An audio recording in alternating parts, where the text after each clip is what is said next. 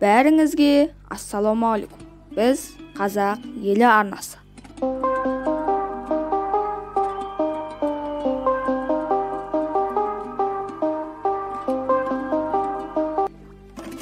Бүгін біз сіздерге 1985 жылдан кейінгі Кеңес одағы жайлы айтатын боламыз.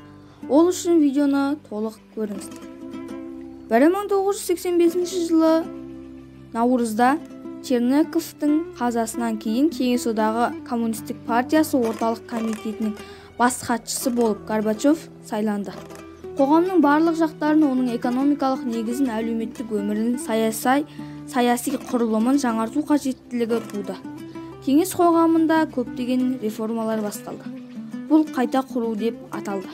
1986 жылы 17-ші съезде КСРО-ның ұлттық мәселесі толық шешілді деп әдейі мәлімдеме жасады. Алайда көп ұзамай Алматыда желтоқсан оқиғалары орын алды. 1987-88 жылдары Ферғанада, Намангада, Ош облыстарында ірі қақтығыстар болып өтті. Ұлттық республикалардың көпшілігінде жікшіл күштер орталықтың әлсіздігін пайдаланып өз әрекеттерін жандандырды. 1990 жылы көктемде және де жаз айларында ең алғашқысы болып Балтық бойы республикасы Латвия, Литва және Эстония өздерінің ұлттық егемендігін жариялап, КСРО-дан бөлініп кетті және ТМД-ға мүше болудан бас тартты. Ал одан кейін КСРО-ның басқа республикалары, оның ішінде ұлттық егемендік туралы декларация қабылдады.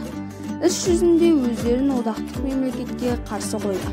Бұл үрдеріс егемендік парады деп аталды және елді біржолата ыдыратуға жақындата түсті. 1991 жылы 19 тамызда Горбачевтың төңірегіндегі мемлекеттің жоғары қызметтегі адамдары оның қызметінен тайдырып бөлік шығарды. Олар елдегі тәртіпті қалпына келтіріп, КСРО-ның ыдырауына жол бермейтінін мәлімдеп, төтенше жағдай жөніндегі мемлекеттік комитет құрды. 19 тамыз күні Ельцин әрекеті мемлекеттік төңкеріс деп бағалап, еңбекшілерді жаппай ереуілге шақырды. 1991 жылы 8 желтоқсанда УКСР және де Беловеж торағайында Белоруссияның Брест түбіндегі резиденциясында жиналып, КСРО-ның таратылғандығы және тәуелсіз мемлекеттер достастығының құрылғаны жайлы мәлімдеді. 21 желтоқсанда Алматыдағы кеңесте ТМД-ға тағы да 8 республика қосылды. Республиканың егемендігін жариялауға байланысты енді президентті бүкіл халық болып сайлау қажеттігі туды. Қазақстанда 1991 жылы желтоқсанның 1 күні сайлау өтіп, халықтың 98-де 100-ден 78% Назарбаевқа дауыс берді.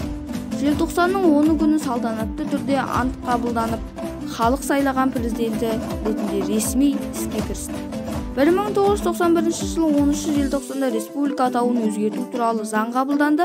Бұдан былай Қазақстан Республикасы деп аталатын болды. 1991 жылы 21 желтоқсанда Алматыда бұрынғы КСРО құрамындағы Әзербайжан, Қазақстан, Ресей Федерациясы, Армения, Қырғызстан, Украина басшыларының кеңесінде ТМД құру туралы келісімнің хаттамасына қол қойылды. 1991 жылы 25 желтоқсанда Горбачев ыдыраған мемлекеттің президенті ретінде өзінің қызметін тоқтатқандығы жөнінде мәлімдеді. КСРО-ның өзінің өмір сүруін тоқтатты дегені осылайша болды.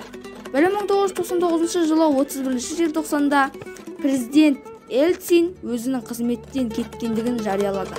Ол президент міндеттерін уақытша атқарушы етіп үкіметтің төрағасы Владимир Путинді тағайындады. 2000 жылы 26 наурызда президент сайлауы болды.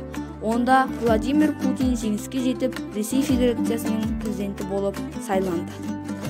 Видео ұнаса, лайк басып, комментарий қалдырып, арнаға жазылыңыздар. Мәтінді